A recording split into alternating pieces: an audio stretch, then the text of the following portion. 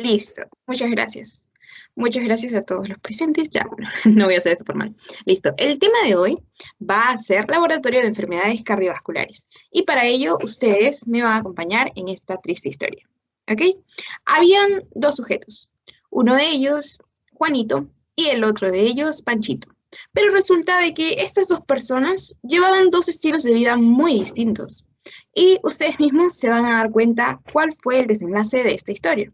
Uno de ellos llevaba un estilo de vida en el que hacía ejercicio, en el que se alimentaba saludablemente, evitaba las comidas grasosas, siempre estaba controlándose con respecto a su peso, con respecto a su presión arterial. Básicamente todo trataba de llevarlo en equilibrio.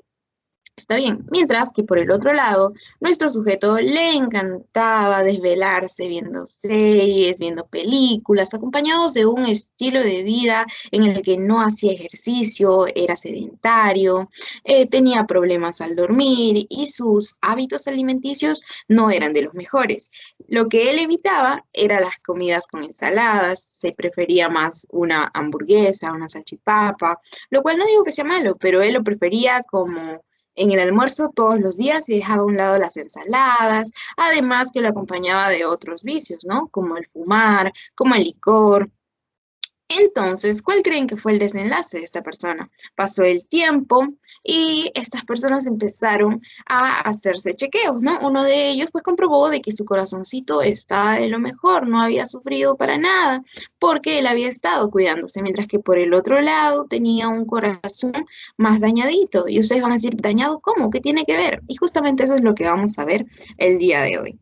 Entonces, uno de ellos comprobó que su estado de su estilo de vida saludable, pues le daba buenos resultados, mientras que por el otro lado ya estaba presentando una sintomatología muy característica, ¿no? Ven esa mano opresiva, esa mano en garra sobre el pecho, que muchos dicen que tiene una irradiación hacia el hombro izquierdo, que se irradia hacia el cuello, ya cosas de semiología que después van a ir aprendiendo con respecto a los síndromes coronarios junto a otras alteraciones que ya, bueno, ya van a aprender en medicina, que fueron básicamente dándole el indicativo de que su corazón no iba tan bien.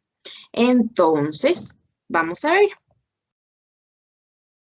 Ahora, con respecto a lo que les he mencionado, toda esta historia no fue en vano, porque para poder llegar al tema de cuáles son las evaluaciones que se dan a nivel cardiovascular, con qué pruebas puedo detectarlo, primero tengo que saber qué órgano se daña. Obviamente ya hemos visto de que el corazón va a verse dañado, va a verse afectado por la decisión que nosotros tomemos con respecto a nuestro estilo de vida. Entonces, una cosa importante y fundamental que nosotros debemos saber que pueden alterar estos niveles de laboratorio de marcadores o biomarcadores que vamos a ir resaltando en unos momentos y vamos a ir aprendiéndolos, es que estos factores van a ir jugando un papel importante al presentar una elevación de estos valores, pueden afectarlos a la alza o a la baja o mantenerlos normales. Entonces, eso es lo que vamos a ir viendo. Entonces, esta es pregunta de pasito, pregunta también de examen y es una pregunta muy sencillita.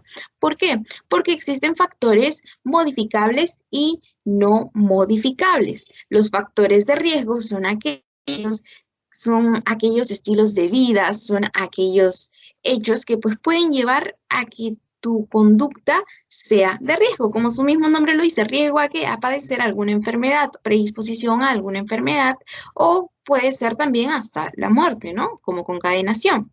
Entonces, estos factores de riesgo pueden ser modificables o no modificables. Tú no puedes cambiar tu edad, tú no puedes cambiar tu sexo, tú no puedes cambiar tu raza o tus factores genéticos porque son algo intrínseco tuyo, pero aquellas cosas extrínsecas, o sea, del ambiente, de tu estilo de vida, tú sí lo puedes cambiar, lo puedes manejar, lo puedes modificar. Katy, yo puedo modificar entonces mi perfil lipídico, también yo puedo modificar eso, sí, porque vamos a conocer más adelante dos elementos que son muy importantes, que vamos a ver cuál es su papel a nivel del riesgo cardiovascular que vendría a ser el colesterol conocido como colesterol bueno y el colesterol malo.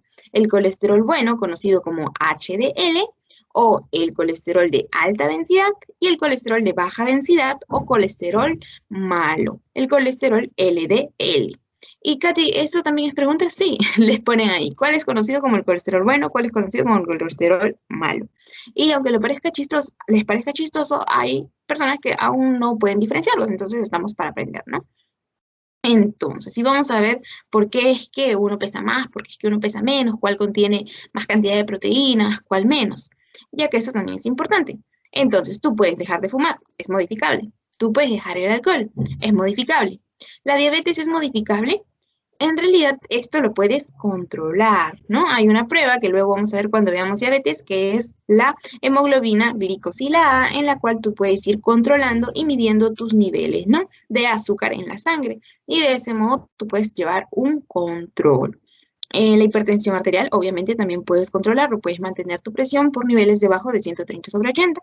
Puedes mantenerlo en, no sé, 110/70, haciendo ejercicio, evitando el estrés, evitando muchas cosas que pueden llegar a alterar tu estado físico o emocional, que pueden alterar también tu presión arterial, comiendo bajo en sal, manteniendo un buen estilo de vida, una dieta saludable.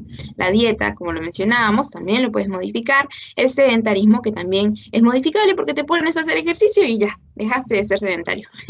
Entonces, listo. Esto de aquí es pregunta. Ya. Ahora, bueno, acá el doctor les pone, ¿no? También cuáles estos son los factores de riesgo, pero yo creo que este cuadrito está más resumido, ¿no? Cuáles son los modificables y los no modificables. Listo. Listo. Entonces, Katy, ¿para qué estamos viendo todo ello? Porque el tema es en laboratorio de enfermedades cardiovasculares. Y resulta de que tenemos que empezar, o bueno, yo lo comparo con esto. Porque después de todo lo que, lo que nos mandan los exámenes de laboratorio, vendrían a ser elementos que son tomados como marcadores, sobre todo en las enfermedades cardiovasculares. ¿Y qué es un marcador? Un marcador es aquello que te sirve para resaltar algo. Lo vamos a dejar así de sencillito. Un marcador, entonces, este instrumento de aquí que lo utilizamos básicamente para hacer esto, ¿no? Para subrayar algo, para dar la connotación de que esto es importante, o muchas veces algo que no entendemos, lo subrayamos para luego preguntarlo en clase, ¿no? Entonces vamos a hacer esta comparación que tal vez por ahí como que no me entiendan, ¿no? Pero vamos a ir desenvolviendo esta idea. Entonces, y esto es lo que usualmente hacemos, ¿no? Resaltamos todo porque todo es importante. Ya, eso fue una prueba. Listo. Entonces, eso era un marcador o un resaltador. Pero, ¿qué pasaría si nosotros ponemos adelante un bio de vida, ¿no? Entonces vendría a ser un elemento, una sustancia que va a ser medible como un indicador de un proceso biológico.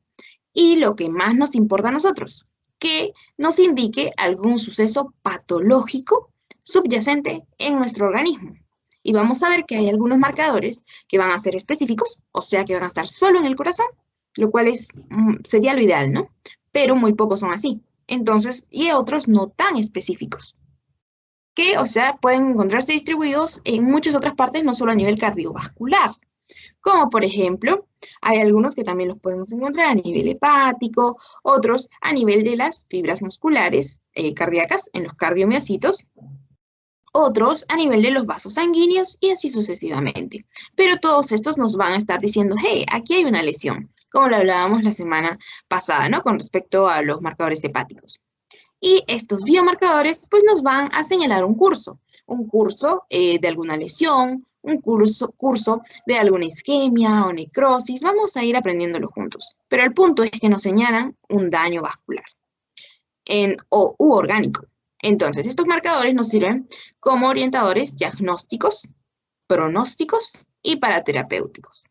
Creo que esto está más que entendible porque estos nos pueden servir para decir, si hay una lesión, ya el marcador se va a elevar, pero yo le doy un tratamiento. Entonces este biomarcador pues se debe atenuar, ¿no? Debe bajar. Y si vuelve a subir, es porque mi tratamiento no está siendo efectivo. Entonces es por ello que nos sirve como un diagnóstico, pronóstico y terapéutico en ese pequeño ejemplo que les di. Listo. Entonces, esto de aquí también es pregunta de pasito.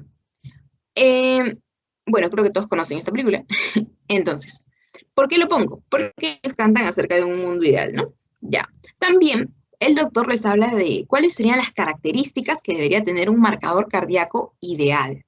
Un marcador cardíaco ideal debería tener una alta sensibilidad y una alta especificidad, cosa que no todos lo tienen, porque, como habíamos hablado la semana pasada, hay algunos que son altamente sensibles y poco específicos, o poco sensibles y altamente específicos, entonces como que se enredan, ¿no? Pero lo ideal sería de que sean altamente sensibles y altamente específicos. Katia, ¿a qué te refieres con ello? Con especificidad, en el caso de los marcadores nos vamos a referir de que si yo tomaré de ejemplo uno que veremos más adelante, troponina. Entonces, esta troponina me va a servir para la contracción de las fibras, pues que permiten este movimiento en el corazón, ¿no? De contracción y de relajación a nivel de la fibra muscular cardíaca, a través de los cardiomiocitos, ¿no?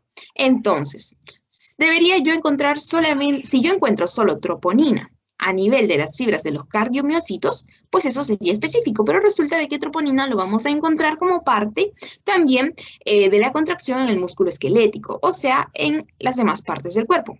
Eso significa básicamente el término de especificidad. Pero no solamente encontramos troponina a nivel de los cardiomiocitos, ¿no? Sino que también van a estar en las demás partes del cuerpo que realizan este movimiento de contracción y relajación, ¿no? Entonces, es difícil de encontrar un específico, porque estos los vamos a encontrar en diversas partes del cuerpo, los que vamos a mencionar a continuación.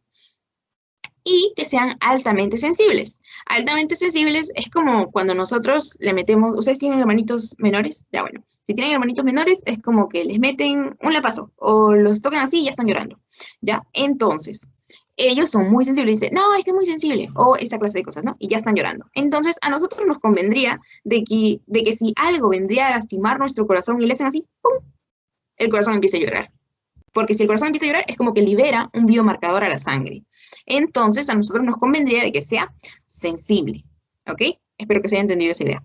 Listo. Que tenga un auge y una caída rápida después de la isquemia. Porque si se mantendría elevado este marcador, pues nosotros, ¿cómo diríamos, cómo sabríamos que nuestro tratamiento está siendo eficaz, que nuestra terapia está funcionando? Entonces, es importante, pues, de que nos indique, ya, yo lo detecto, y luego que baje. Eso sería lo ideal. Entonces, que sea capaz de funcionar de manera confiable y uniforme, eso también es bueno, simple de realizar, porque no, o sea, algo que sea como que le saco sangre y ya puedo detectarlo, o que orine y ya puedo detectarlo. Pero ¿qué es lo que pasa si yo tengo que hacer un cultivo y luego ese cultivo lo tengo que dejar por 72 horas o lo tengo que dejar por 3 semanas? El paciente ya se muere. Entonces, debe ser simple de realizar, ¿no? Debe tener un tiempo de respuesta menor a 60 minutos, justamente lo que también les comentaba, ¿no? No influenciable por el funcionamiento de otros órganos, particularmente función renal. ¿Por qué? Porque sabemos de que el órgano que se encarga de controlar la presión arterial de manera alargada, prolongada, pues es el riñón, ¿no? Después, ¿qué más? Bueno, aquí ya lo mencionamos todo. Allá, no influenciable, o sea que sea altamente específico. No debería ser influenciable porque estos marcadores tienden a elevarse si uno hace más ejercicio, o sea, si hace ejercicio intenso, o si se altera por el embarazo, entre otras cosas, ¿no? Que sí hemos visto, que también teníamos nuestras tablitas en las que decíamos, ya, este marcador se eleva ante esta lesión, pero también si tú comes mucha carne, se eleva. Si tú comes solamente vegetales, disminuye. Esa clase de cosas, ¿no? Entonces a eso se refiere con influenciable. Listo. Ahora, ¿qué más debemos saber sobre los resaltadores o marcadores? Resulta de que en la vida real, digo, fuera de nuestro organismo, tenemos muchos tipos de marcadores. Y eso también, y tenemos de colores, ¿no? Algunos tienen preferencias por azul, otro amarillo, otro anaranjado, ya. Y cada vez empiezan a salir más modernos, empiezan a salir más delgaditos, más finitos, como que te ocupan menos espacio y esa clase de cosas, ¿no? Entonces, vemos que hay diversos tipos y cada vez salen nuevos. Lo mismo ocurre con estos marcadores, porque estos marcadores van a haber de diversos tipos y van a haber cada vez más modernos. Vamos a ver cómo es que se van descubriendo aquellos que son ultra sensibles, porque sí hay uno que se va a llamar ultra sensible, o sea, más moderno, para que pues uno pueda detectar con mayor sensibilidad las lesiones a nivel cardíaco. Entonces, sí vamos definiendo que es un marcador que pues tenemos que saber de dónde viene para saber a dónde se va, o sea, al torrente sanguíneo, y después por qué se ha elevado, en qué estructura estaba, qué estructura se rompió para yo decir de que esta estructura estaba presentando un daño. Entonces, ¿qué es un marcador cardíaco? Bueno, este es un componente estructural de las células. ¿Y por qué lo pongo así como un componente estructural de las células? Porque vamos a ver más adelante que estos marcadores cardíacos vendrían a ser las troponinas, las mioglobinas, entre otros. Y resulta de que estos son componentes estructurales de las fibras cardíacas. Entonces, significa de que es correcto nuestra idea de que un marcador cardíaco es un componente estructural de las células. Pero ¿qué es lo que pasa? Que estos son liberados a la circulación al haber alguna lesión. Entonces, si viene algún agente lesivo, viene algún agente agresor o se está obstruyendo el paso de sangre o el paso, bueno, ustedes saben de que por aquí también transportan los glóbulos rojos el oxígeno, entonces si se está quedando sin oxígeno, un periodo de isquemia y posterior necrosis, pues se van a ir dañando las células. Entonces, ¿qué es lo que pasa si una célula no recibe oxígeno? Entra en hipóxia y luego en apoptosis, no, se muere. Listo. Entonces, es ahí cuando empiezan a liberarse todos estos marcadores a la circulación sanguínea. Entonces, son liberados a la circulación cuando ocurre una lesión miocárdica. Katy, solo en lesiones miocárdicas. Recordemos que estamos en marcadores cardíacos, ¿no? La semana pasada, marcadores hepáticos, luego renales. Aquí algunos ejemplos de cómo puede verse lesionado el corazón, infartos de miocardio, una insuficiencia cardíaca, insuficiencia renal, entre otros, ¿no? Todos estos pues me van a liberar o pueden ser medidos. Puede medirse el daño a través de los marcadores cardíacos que vamos a ir aprendiendo. Listo. Entonces, esto es básicamente para lo que me sirve un marcador cardíaco, para poder yo hallar su determinación estérica. Si sus valores están muy elevados, entonces me van a estar indicando una patología, me van a ayudar al diagnóstico. Obviamente yo veo marcadores elevados y yo puedo decir, esta persona sufrió un infarto agudo de miocardio, un infarto antiguo de miocardio, como deseen llamarlo. O este sujeto está sufriendo un SICA, ¿no? Un síndrome isquémico coronario agudo. Después, para estratificar el riesgo, eso lo podríamos ver de acuerdo a sus niveles de HDL, LDL. Si tiene elevado el colesterol malo, eso significa de que me puede estar formando placas ateroscleróticas en los vasos y luego ya no va a permitir el paso de la sangre porque va a estar obstruido. Más adelante también lo vamos a ver. Entonces yo puedo decir, este sujeto, este paciente tiene un mayor riesgo de sufrir un ataque cardíaco. Implicancias pronósticas y terapéuticas, como ya lo mencionamos, y es una herramienta esencial para la valoración del paciente con un dolor torácico, ¿no? Porque vamos a ver que este dolor torácico es una de las principales manifestaciones semiológicas que me van a ayudar a decir, este paciente puede estar presentando una patología cardíaca, ¿no? Esa mano opresiva, esa mano en garra, ese dolor de pecho en punta de lápiz, o más características. Listo, entonces, estos marcadores cardíacos se pueden elevar en casos de una necrosis o de una inflamación o una isquemia o en el caso de una falla cardíaca o también como un predictor de riesgo. Y vamos a ver que hay distintos elementos, distintas células que van a estar siendo elevadas en el caso de una inflamación o de una necrosis o de una isquemia. Y no se preocupen por ver todas estas siglas aquí, van a ver que las que vamos a conocer son muchas más sencillitas.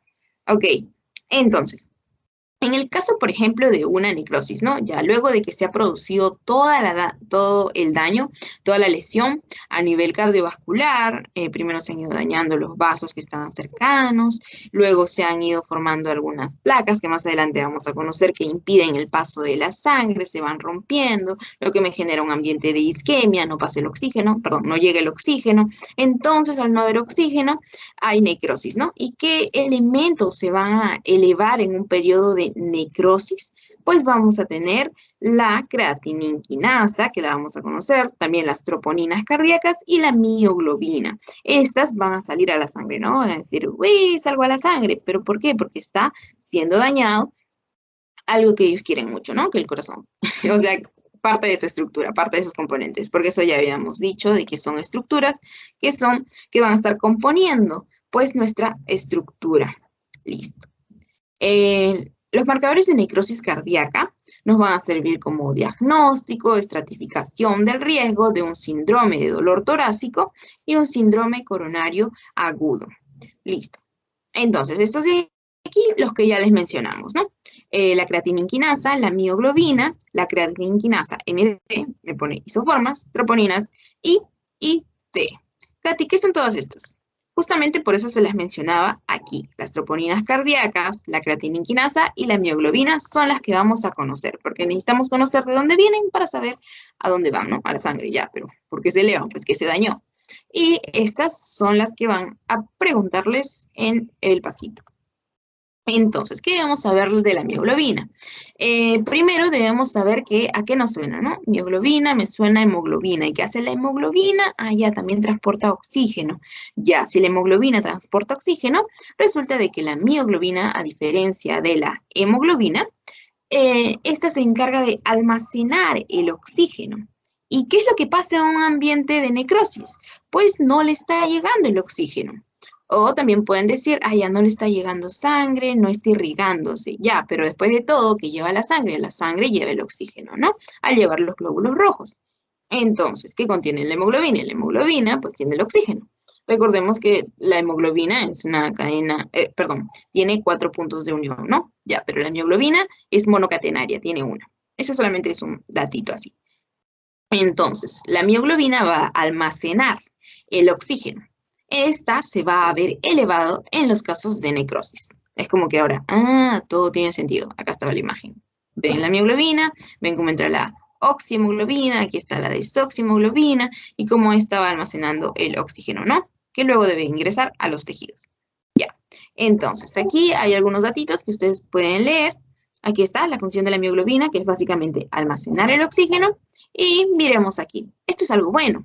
Una característica de la mioglobina es de la aparición, que es de aparición precoz. Entonces, dos cosas que debemos saber sobre la mioglobina. Una de ellas es que se va a presentar elevación de sus valores en caso de necrosis. ¿Por qué? ¿Y por qué era necesario saber dónde viene? ¿O qué hace? Porque pues almacena oxígeno. Y aquí no está siendo correctamente oxigenada esta zona. ¿Por qué no está siendo correctamente irrigada? Y que aparecen precozmente. Y eso nos sirve. Eso, o sea, nos sirve. Eso es bueno. ¿Por qué? Porque eso significa de que tiene una alta sensibilidad. Lo toco y llora.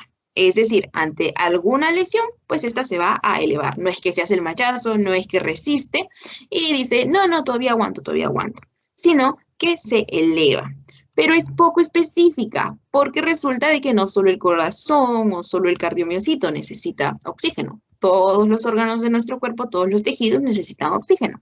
Entonces, eso hace esta mioglobina poco específica porque esta va a estar pues por todas partes de nuestro organismo. Y va a ser útil para descartar un infarto, ¿no? Porque después de todo, ¿qué es lo que va a pasar en un infarto?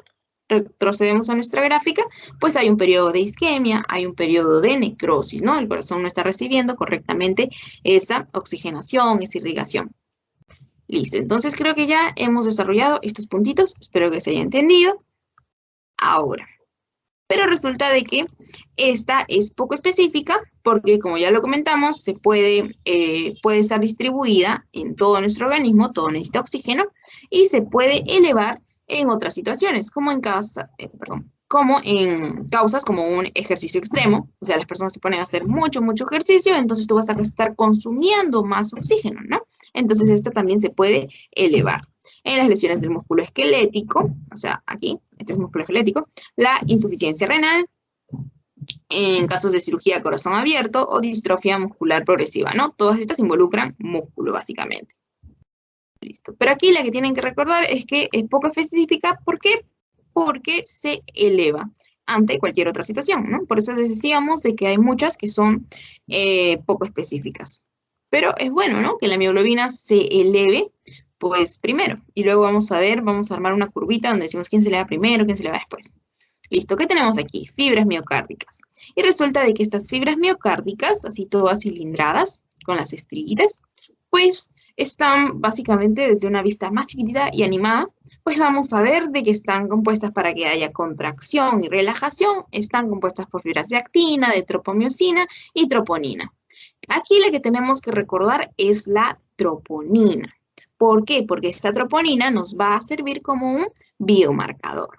Y resulta de que tenemos que recordar, los que recuerdan biología, pues estas troponinas cardíacas van a ser de dos tipos, las que nos van a servir, que va a ser la troponina cardíaca T y la troponina cardíaca I. Vemos el cardiomiocito y adentro una vista más de la miofibrilla, pues estamos viendo dónde está la T, dónde está la I, aquí la subunidad T, y acá la acompañan de un nombre, convencionales. ¿Por qué convencionales? Y si son convencionales significa de que también hay una que es mucho más, o sea, especial. Sí, esa troponina más especial se le denomina troponina ultrasensible, de la cual aprenderemos más adelante. Entonces, esta troponina cardíaca T e I convencionales, perdón la bulla, nos dice de que son las más adecuadas para diagnosticar un infarto de miocardio. Porque recordemos que pues si estas miofibrillas no están realizando movimiento, pues porque no está llegando una correcta oxigenación, porque no está llegando lo necesario para que éstas puedan hacer el movimiento de contracción y relajación, ¿no? Porque al final recordemos que el corazón, el movimiento sistólico y diastólico, pues necesita de este movimiento, de todo este conjunto de acciones para que realice el llenado, para que realice la expulsión, ¿no? Sístole y diástole. Entonces, si no hay movimiento, no va a poder eso, y si no hace eso, pues los demás órganos no se oxigenan, y es ahí cuando el paciente empieza, mi corazón, ¿no? Ya. Entonces, por ello es el más adecuado para el diagnóstico de infarto de miocardio, ¿no? Porque ya están evaluando ya las miofibrillas y los elementos que las rodean para que se pueda realizar esta acción. Y me dice que detecta daño cardíaco mínimo, ¿no? Porque ya estamos viendo a nivel de la miofibrilla.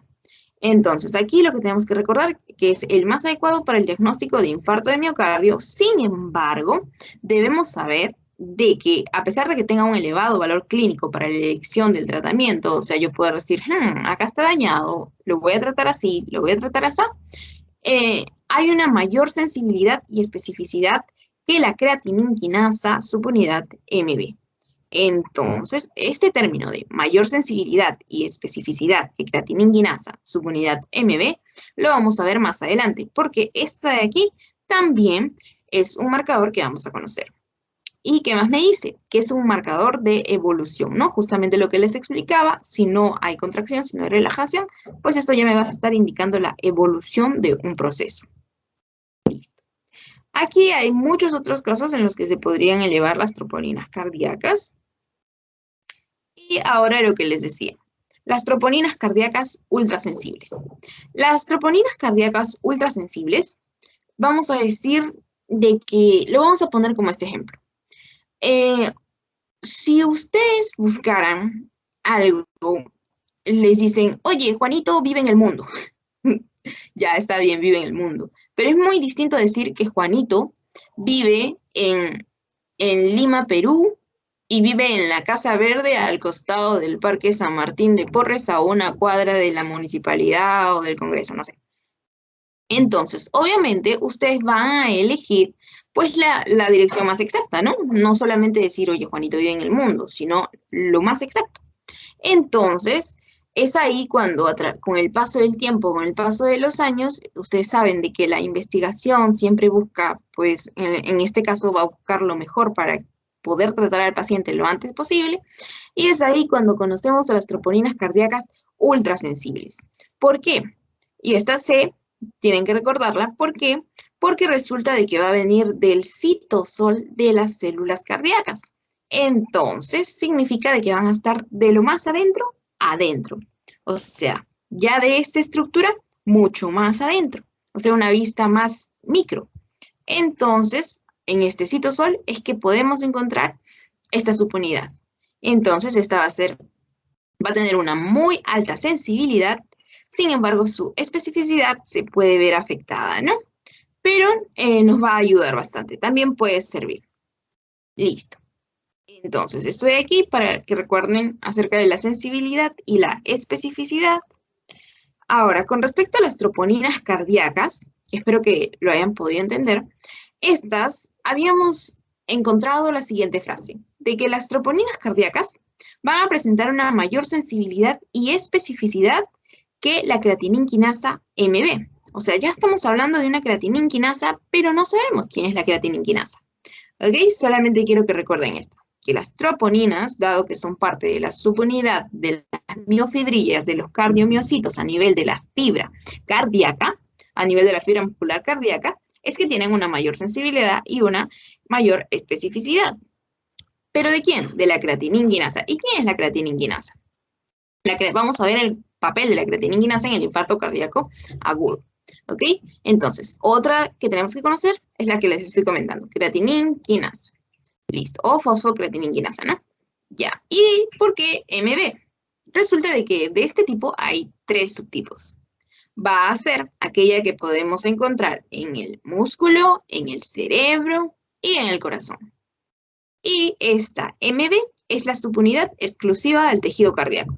Entonces, si queremos evaluar si una persona está teniendo un infarto cardíaco agudo, pues ¿qué vamos a hacer? ¿Vamos a ir a buscar a la del cerebro, la del músculo, o vamos a ir a buscar a la del corazón? Obviamente vamos a ir por la del tejido cardíaco, ¿no? Entonces, la que nos importa ahora es la subunidad MB. Listo. Si no me equivoco, allá. Para los que se preguntan de dónde viene la M, de dónde viene la B, porque estas demás estructuras, bueno, B de brain, de cerebro, M pues de muscle, de músculo, y vemos de que esta tiene una combinación de una M, o sea, de muscle, y también tiene la B, ¿no? De brain. Por ello decimos que no es tan específica, porque recordemos que esta sirve como una enzima catalizadora, ¿no? Y que hacer la catálisis, pues acelera los procesos. Y no necesariamente, pues necesitamos acelerar procesos a nivel del corazón, sino en todas las partes de nuestro organismo. Es por ello de que no es tan específica, ¿no? Listo. Entonces, ahora hablemos específicamente de la creatininfosfoquinasa en su subunidad MB, ¿no? Pobrecito este corazón, ya está lastimado. Entonces, bueno, aquí un poco acerca de lo que hace la creatininfosfoquinasa, que facilita el movimiento de fosfatos de alta energía desde la mitocondria, ¿no? Porque después de todo, la mitocondria que se encarga de hacer ATP y ATP igual a energía. Y todo nuestro organismo necesita de ATP para realizar cualquier movimiento, cualquier acción, pues para poder realizar luego, pues las cosas que nosotros hacemos. Aquí las subunidades de las que les mencionaba, y me dice de que es la mejor alternativa si no hay troponinas. Listo. Recordemos que aquí habíamos dicho de que las troponinas son las que presentan una mayor sensibilidad y especificidad. Entonces, esas son las primeras. Pero esta sería nuestra segunda opción si es que no se tiene troponinas, ¿no? Listo, entonces, vamos a hacer un rewind. Primero, aquí hemos puesto una pequeña línea, ya, pongamos que una persona está presentando un infarto de miocardio. Entonces, la primera que se va a elevar es la mioglobina. No sé si la pueden ver, aquí hay una línea azul. La primera que se eleva es la mioglobina. ¿Pero qué es lo que pasa con la mioglobina? Que esta no es específica, habíamos dicho, pero es altamente sensible. Dado que es altamente sensible, se eleva primerita. Es como que, ay, no, nos están lastimando, yo salgo, yo salgo, yo salgo. ¿Ya? Es como que la que primera sale. Listo. Luego, ¿quién va a salir? La CKMB, ¿no? Y por aquí también tenemos como que le quiere hacer el par de las troponinas, ¿no? Pero ¿cuál es la comparación entre las troponinas y las CKMB? De que las troponinas son más sensibles que las CKMB. Entonces las troponinas se elevan más, mientras que las CKMB, dado que no son tan sensibles como las troponinas, es que se elevan, pero no tanto. ¿Ok? Entonces es ahí cuando hacemos la comparación entre nuestra mioglobina, la troponina y la CKMB. Porque la troponina ya va a ser más específica que la mioglobina. Entonces esta es como que nos importa más. Es más sensible y más específica que la CKMB y que las mioglobinas. Listo. Aquí también hay algunas otras causas por las que se podrían elevar tanto la CKMB y la CKMM, o sea, la subunidad a nivel del músculo, la subunidad a nivel del cerebro y esta a nivel del corazón, ¿no? Cardíaco. Y ustedes se preguntarán, Katy, pero si existen en realidad muchas causas, más que solo una, por la que se elevan los valores de laboratorio en estos biomarcadores, ¿por qué es que es importante reconocerlos? Si después de todo se pueden elevar ante muchas situaciones, sí, pero es ahí cuando tú vas razonando y vas relacionando algún evento o alguna lesión, algún trauma en algún órgano y lo vas relacionando con alguna patología, ¿no? Entonces, es ahí cuando tú dices, que de todo esto que se puede elevar, ¿cuáles podrían ser las razones que a mí me interesan o por las que yo sospecho que se podrían estar elevando? No vamos a decir, ah, ya, porque le duele la pierna o porque tiene una lesión en la pierna, sino porque tal vez está llevando un mal estilo de vida y por ello es que está presentando este dolor opresivo en el pecho, está cogiéndose el pecho como en garras, está irradiando hacia el hombro izquierdo, ya no puede respirar, está presentando ansiedad, un cuadro de miedo, ese sentimiento de muerte inminente, y es ahí cuando van relacionando con todo el cuadro clínico, ¿no? Es por ello, básicamente, conocerlo. Listo. Hay otro biomarcador que no es tan específico del tejido cardíaco, que es la aspartato aminotransferasa. También la habíamos visto la semana pasada, ¿no? En enfermedades hepáticas. Y justamente porque también la vimos en enfermedades hepáticas, esta no es específica del tejido cardíaco. Eso quiere decir que ante alguna lesión a nivel del hígado, a nivel de cualquier otro órgano, esta también puede elevarse porque es un marcador de daño de algún órgano o tejido. Sin embargo, pues también nos puede estar diciendo una lesión en un órgano, pero encuéntrala. Y es ahí cuando tú dices, ah, ya, entonces tengo que buscar una más específica. ¿Cuál es más específica? Estoy pensando en una patología cardíaca. Ah, ya, lo acompaño de los signos clínicos. Y luego digo, ah, ya, puede ser en el corazón. Voy a ver las troponinas en todos los exámenes de laboratorio. Y veo las troponinas y están elevadísimas. Uy, no, este paciente puede estar presentando entonces un síndrome coronario. Listo. Y aquí, ¿no? Lo que les decía de la aspartato aminotransferasa, la podemos encontrar a nivel de los músculos, a nivel renal, en el hígado, en el corazón. Es por ello de que no es tan específico. Y nos ayuda con la síntesis y degradación de aminoácidos, ¿no? Es por ello de que, miremos aquí, cuando presenta una elevación y que no se eleva mucho. Mientras que por aquí están las troponinas cardíacas, las cardioespecíficas, tenemos la mioglobina, la CKMB, la creatininas solita sin su subunidad de MB, y por aquí la AST, ¿no? La aspartato aminotransferasa. Aquí tenemos otra, que es la LDH, o lactato deshidrogenasa, que espero que no confundan con la HDL.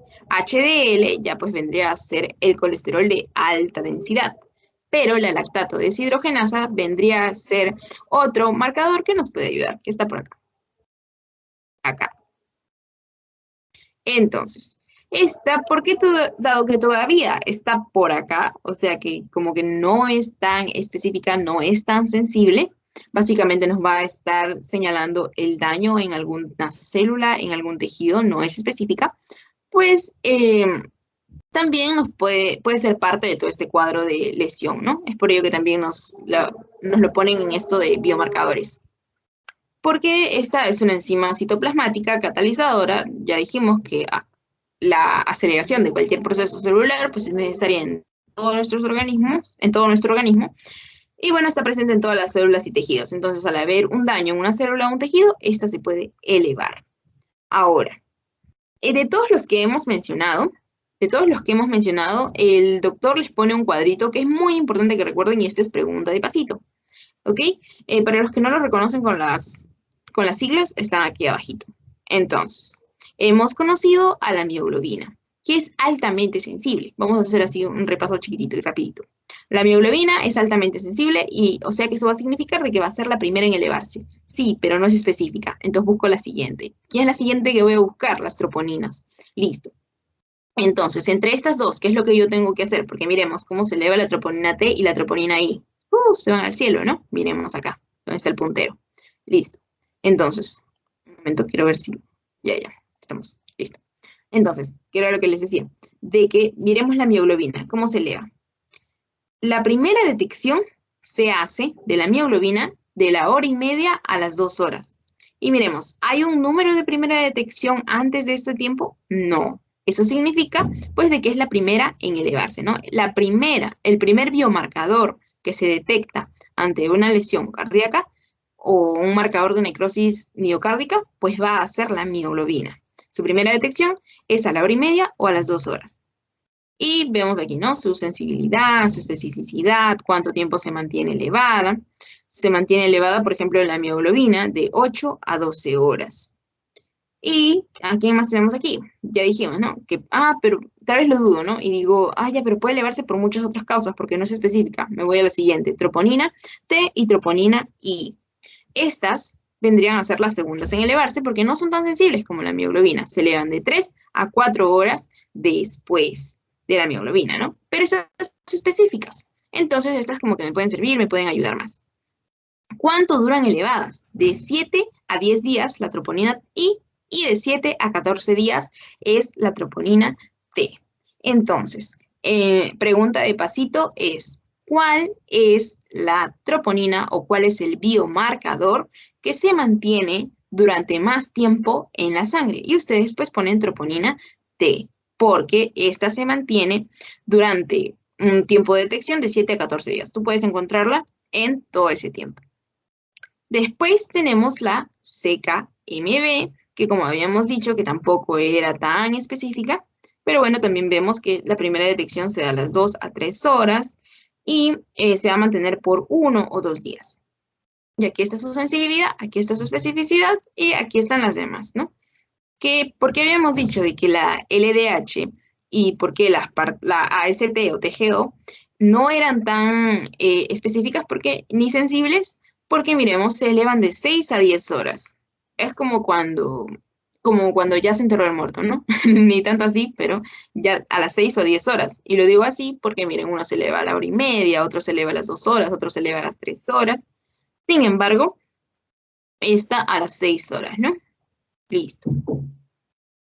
Aquí este cuadrito lo traje de Medicina 1, en el cual pues vemos, de Fisiopatología, en el cual vemos también esta curva de elevación de todas estas. ¿Por qué no cogemos a la CKMB, Katy? Porque recordemos que esta no es tan específica, no tanto como las troponinas, ¿no? Y aquí también, entonces aquí están divididos como que marcadores tempranos, los de todos los días después de un infarto o de algún evento. Y esto de aquí era lo que les estaba comentando, de cuál es el primero, pero específico, cuál es el segundo, pero sencillo, esa clase de cosas. Entonces, se los puse aquí en texto. Después de las horas, producto del daño celular, los biomarcadores se empiezan a elevar. Primero es la mioglobulina, la cual no es específica porque puede ser un infarto o alguna otra lesión en cualquier otro músculo, por lo del oxígeno que ya habíamos comentado. La troponina, que las hay, troponina T, troponina I, las cuales sí son más específicas. Y luego tenemos la CPK o creatinina-fosfoquinasa con su subunidad M, ¿no? Las tres súper importantes y más específicas. Pero resulta de que la mioglobina es la primera, pero no tan específica. Las troponinas son las segundas, pero son las más específicas. Listo. Entonces, ¿todo bien hasta ahí? ¿Están ahí? ¿Están vivos? Sí, Caterina. Ya, muchas gracias. Entonces, espero que hasta esa parte se haya entendido, dado que esta parte es mucho más sencillita. Bueno, creo que el anterior, espero que también se haya entendido así súper práctico. Los marcadores de inflamación también van a ser un indicativo que nos va a servir como un orientador de que algo está pasando. ¿Ok? Y dentro de estos, pues van a ser el fibrinógeno, la proteína C reactiva, la hemoglobina glicosilada, los lípidos, y los vamos a ver rápidamente, no se preocupen. Recordemos que en la inflamación se va a elevar un elemento sanguíneo que va a ser el fibrinógeno. De ya debo decirles de que el fibrinógeno, la proteína C reactiva, pues vendrían a formar parte de un grupo de marcadores conocidos como elementos de fase aguda o reactantes de fase aguda. Estos reactantes de fase aguda se van a elevar ante algún proceso de inflamación. Entonces, el fibrinógeno, marcador de fase aguda, como ya lo habíamos mencionado, es básicamente una proteína soluble del plasma y es responsable de la formación de coágulos en la sangre. Es por ello de que lo estamos viendo en este tema de marcadores de enfermedades cardíacas, ¿no?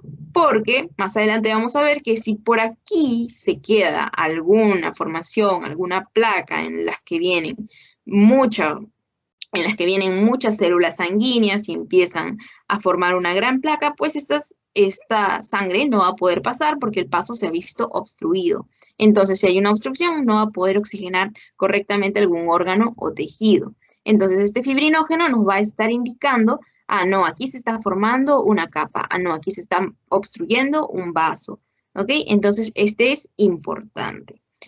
Con respecto a lo del fibrinógeno, la fibrina, el plasminógeno, la plasmina, todo ello lo vamos a entender más cuando lleguemos cascada de coagulación, pero no quiero que se abrumen todavía entendiendo todo este proceso, solamente quiero que recuerden de que si se llega a formar aquí alguna especie de placa, pues recordemos de que la sangre no va a poder pasar porque esta placa, pues puede, más adelante lo vamos a ver, pues puede obstruir la circulación, ¿no?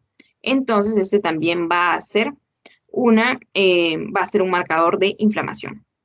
La proteína C reactiva también es muy importante. Tampoco es específica del tejido cardíaco, justamente por eso es como que las mencionamos más rápido, porque no son específicas del tejido cardíaco. Esta pues va a decirte, hey, se está formando un coágulo en la sangre, en un vaso sanguíneo, pero ¿un vaso sanguíneo de dónde? ¿Ok?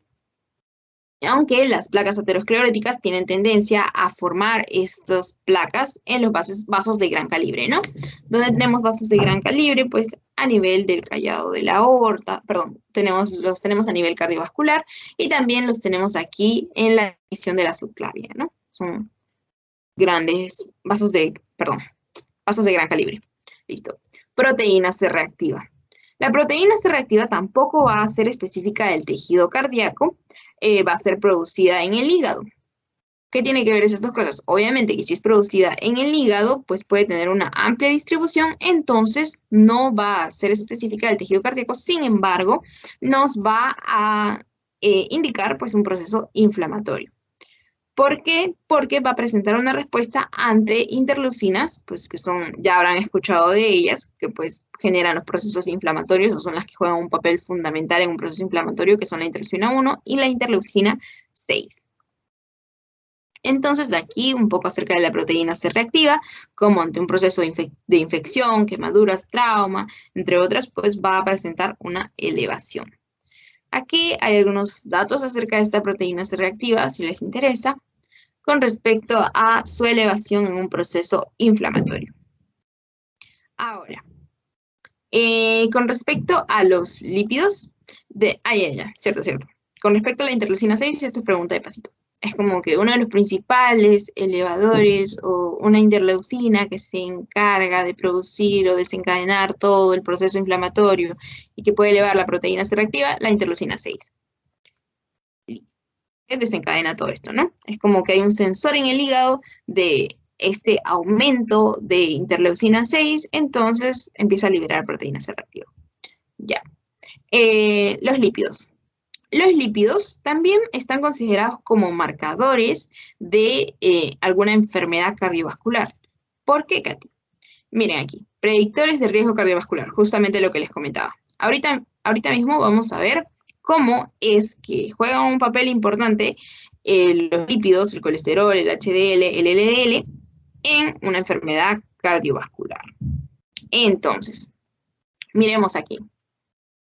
Resulta de que el colesterol, cuando ustedes se comen una hamburguesa, que está así todo grasosita, o unas papitas fritas, toda la grasa, pues tiene que ser llevada a que sea sintetizada, ¿no? A nivel hepático, ¿ya? Y para esto vamos a necesitar de transportadores de la grasa, ¿no? Entonces vamos a necesitar de kilomicrones, vamos a necesitar del LDL, del HDL, de todos estos elementos sanguíneos se van a ver involucrados. ¿Y cómo así, Katy? Porque resulta de que todos estos tienen una función específica con respecto a la grasa. Ahora, resulta de que hay algunas de estas células que se encargan de llevar la grasa al hígado, pero hay otras que se encargan de llevar la grasa pues a la sangre y la empiezan a distribuir. Es por ello de que a uno se le conoce como colesterol bueno y a otro como colesterol malo. El colesterol bueno pues va a ser el que se encarga de transportar esa grasa a al hígado, ya que si lo lleva al hígado, en el hígado pues va a ser sintetizado, va a ser utilizado, mientras que el LDL es el que se encarga de llevarlo a través de la sangre y lo va depositando en los vasos sanguíneos. Y es ahí cuando vamos a ver que si hay mucho depósito de grasa, por así decirlo, o de colesterol LDL en los vasos sanguíneos es que se llegan a formar estas placas. Y estas placas pues van a obstaculizar el paso de sangre, justamente lo que les comentaba. Es por ello de que estos también son predictores de riesgo cardiovascular, porque si tus niveles de colesterol malo, o también conocido como LDL, colesterol de baja densidad, pues están elevados, pues eso significa de que tienes una mayor predisposición a presentar un evento cardiovascular. ¿Por qué? Porque tus vasos, pues en tus vasos pueden estar depositándose estos complejos, ¿no? También conocidos como placas ateroscleróticas. Luego, el colesterol HDL es más bien el que se encuentra en, por ejemplo, en la palta, en las grasas, pues buenas, ¿no? Como en la palta, en la aceituna. Todos estos alimentos, pues elevan tus niveles de colesterol HDL y es el que se encarga, pues, de llevar. Si encuentra por aquí el colesterol LDL, pues lo coge y lo lleva al hígado. Dice, no, ¿tú qué haces aquí? Se debe ir al hígado. Y lo lleva al hígado. Entonces, es por ello la importancia del colesterol LDL y el colesterol HDL, ¿no? Saber cómo estos actúan. Listo. ¿Y cuál es la diferencia? Recordemos que el colesterol LDL está compuesto en su estructura, por una mayor cantidad de colesterol, o sea, de grasa. Mientras que el HDL está compuesto principalmente por proteínas, ¿no? Es como que las personas que, quieren tener un cuerpazo con los 6 abdominales, le dicen, oye, no, tienes que comer más proteína. Justamente por ello es que el HDL, entonces imagínense que el HDL es el que por ahí tiene el cuerpazo y el LDL es el que está como que más sueltito. Ya. Y aquí están los niveles de estos dos, ¿no? Del colesterol bueno, del colesterol malo. Es recomendable que el colesterol bueno esté por arriba de 40 miligramos de decilitro para hombres y de 50 miligramos de decilitro para mujeres. ¿Ok? Acuérdense de esto de aquí, que es pregunta de pasito, porque recordemos que los que tienen mayor cantidad de tejido graso son las mujeres, por la distribución a nivel de las mamas, glúteos, mientras que los varones tienen menos proporción, ¿no? Entonces, el colesterol bueno debe estar más elevado en mujeres que en varones, ¿no? Mayor de 50 para mujeres y mayor de 40 para varones. Listo. Si por ahí ambos tienen 70, ambos tienen 100, pues estarían bien los dos. El punto es de que el punto de corte sea mayor en las mujeres que en el de los varones. Listo. Mientras que los triglicéridos deben estar por debajo de 100. Ahora, hay otros marcadores de funcionalidad ventricular, porque como estamos hablando de marcadores cardíacos, debemos recordar que el corazón tiene aurículas y tiene ventrículos. Entonces, el doctor también les pone algunos que pues, se pueden elevar en el caso de que el ventrículo se vea dañado. Y estos vendrían a ser los péptidos natriuréticos. Específicamente, se retrocedió. Específicamente, en la subunidad, aquí les pone, en la subunidad, les pone específicamente el BNP, ¿no? Péptido natriurético. Listo. Entonces, estos péptidos natriuréticos, al igual que la creatinina-fosfoquinasa, van a ser subunidad en el cerebro, subunidad en el músculo, algo así también pasa en estos. Porque hay un péptido natriurético auricular, hay un péptido natriurético cerebral y hay uno de tipo C, por las células endoteliales. Este de aquí tiene un alto valor diagnóstico, el péptido natriurético, y ayuda a estratificar el riesgo, ¿no? Y aquí hay algunos datitos, como que es un marcador de evolución, es muy útil para establecer un tratamiento, porque después de todo nos va a estar, y este de aquí ya cuando entren a cardiovascular, van a ver que el ProBNP, pues es uno de los más pedidos por los doctores, ¿no? Listo. Hay otros marcadores de homeostasis, como el fibrinógeno y el inhibidor el activador del plasminógeno 1, pues básicamente esto, como su mismo nombre lo dice, es un marcador de homeostasis, porque uno de ellos se encarga de formar la placa y otro se encarga de decirle a la placa, hey, ya no te formes, hasta aquí nomás, y te deshaces. Entonces, por eso homeostasis, ¿no? Un estado de equilibrio, para que pueda degradarse la placa, ¿no?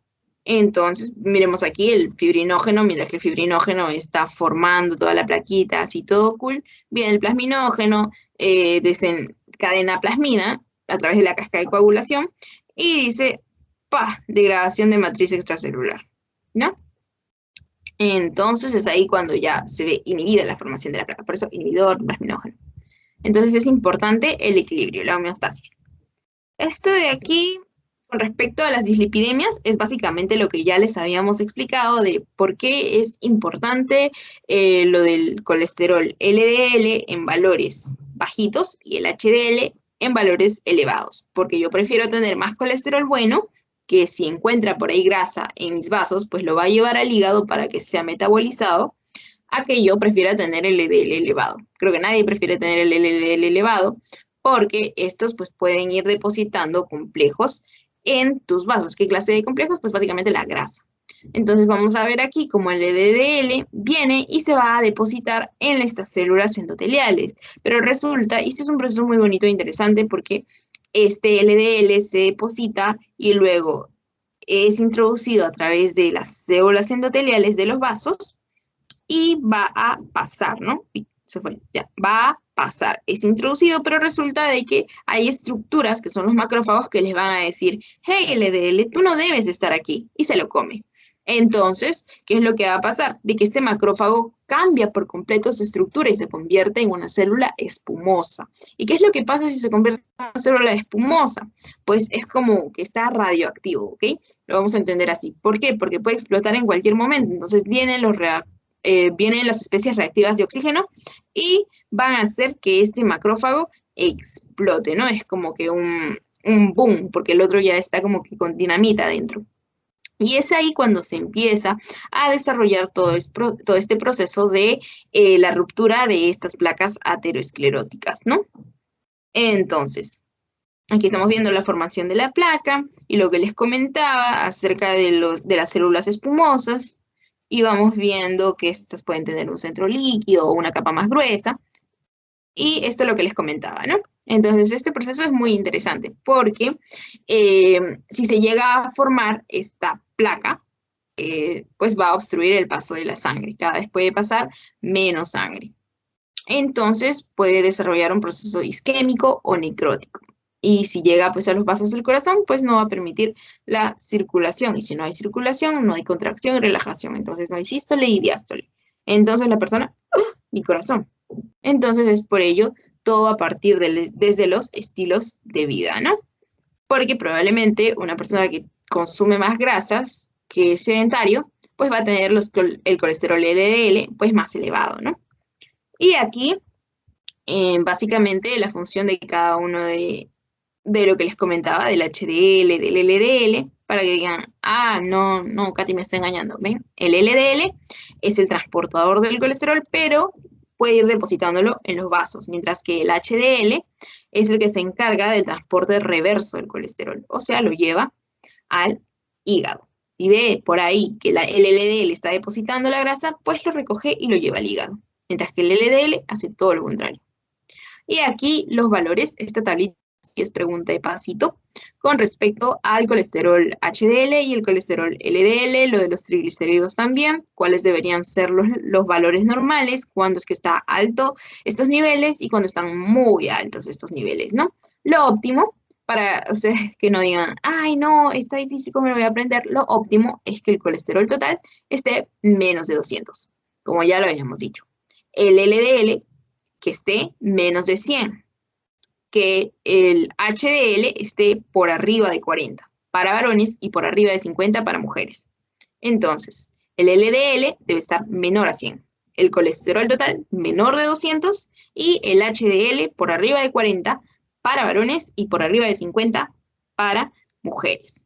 Y los triglicéridos menos de 150. Listo. Entonces, el resumen de hoy es básicamente mantengan su LDL y su HDL, pues en valores óptimos, ¿no? Y básicamente un perfil lipídico de riesgo coronario es cuando tu HDL está disminuido y tu LDL elevado. ¿Por qué? Porque ya lo habíamos comentado, ¿no? El LDL es el que puede depositarte la grasa en los vasos y tu sangre, pues si se llega a formar una gran placa, pues se va a obstruir el paso. Mientras que si tú mantienes tu HDL elevado, pues eso ya no va a ser tanto de riesgo, porque este puede llevar la grasita al hígado. Listo.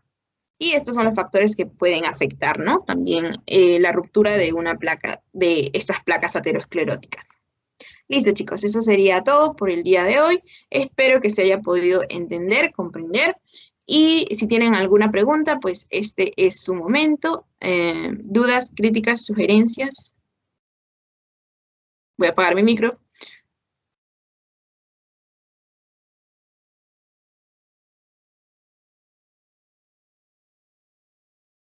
Creo que ninguna. Ya, bueno, cualquier cosa, igual pueden hacerla por el grupo. Si no, tienen el chat, pueden prender o pueden prender su micrófono. Recuerden que la sesión se las voy a estar enviando también las diapositivas por el grupo. Espero que hayan podido entenderla. Y pues eso sería todo si no hay ninguna pregunta. ¿Listo? ¿No hay preguntas? Entonces eso sería todo. Hasta la siguiente semana, chicos. Espero poder haberlos ayudado. Gracias, Catherine. Gracias, Catherine. Gracias. Gracias.